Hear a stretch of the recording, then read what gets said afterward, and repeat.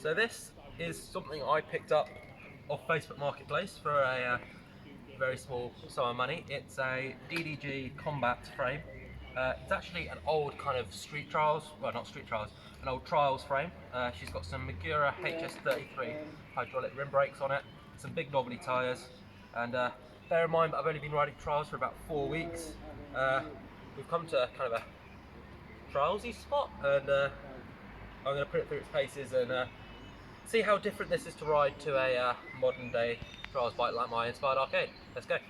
It's got a front brake, but can it bar spin? Yeah. So I'm going to try and see how this performs on the back wheel. I'm going to see if I can up to back on that rock. Now bear in mind that is something I can always do on my Inspired Arcade. Let's go.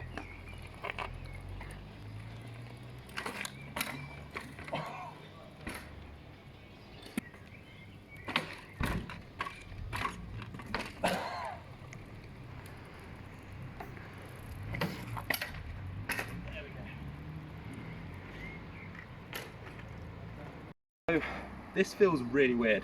So not only do I have grip shift gears that every time I try and pull the front wheel up I change gear, but I've also got my world's smoothest grips, and I'm a bit sweaty today, so I'm just slipping around. So it feels weird, very weird, but we'll keep going and see what it's like.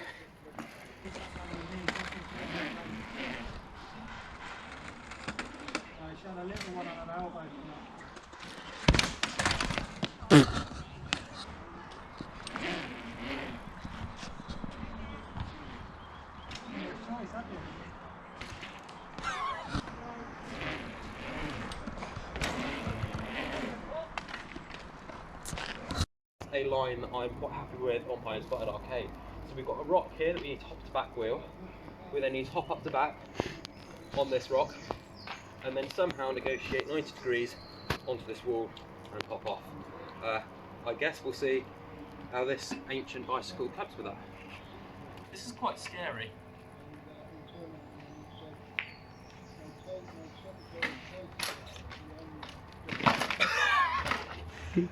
Oh wow, let's try again.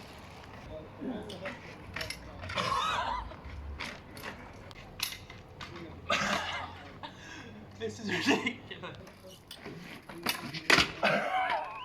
So, up to back. So Magura HS33s, which are the hydraulic rim brakes on this bike, are meant to completely lock out a rim brake wheel. They're meant to be very on and off, and they are.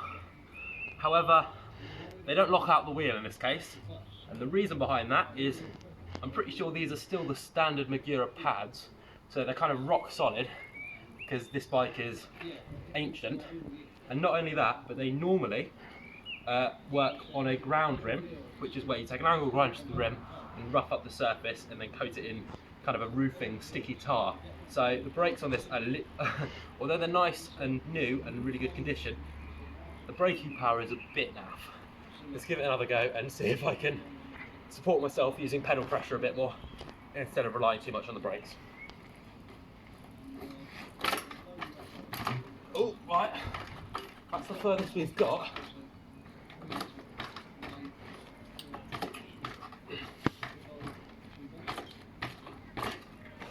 I don't know what to do now.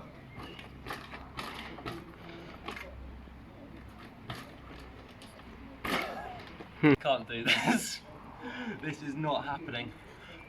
I don't think I'm a skilled enough trials rider, and obviously I can do this on my Inspired Arcade.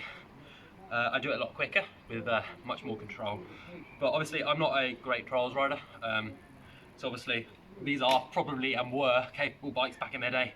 I assume that is just because I'm not yet a capable rider, so let's go and 180 endo off something. There we go. Try a 270, 180 droppy endo thingy. See how this goes. That was quite scary.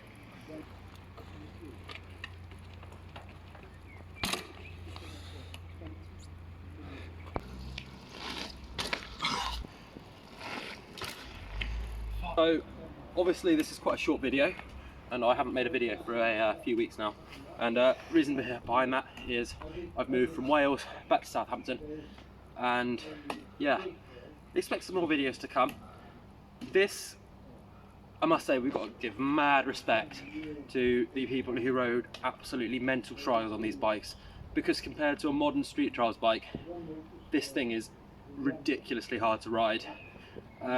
Obviously I'm not a brilliant rider, and I'm not pretending to be a brilliant rider anyway, but from my experience of riding my arcade and riding this, they are worlds apart. Not just the brakes.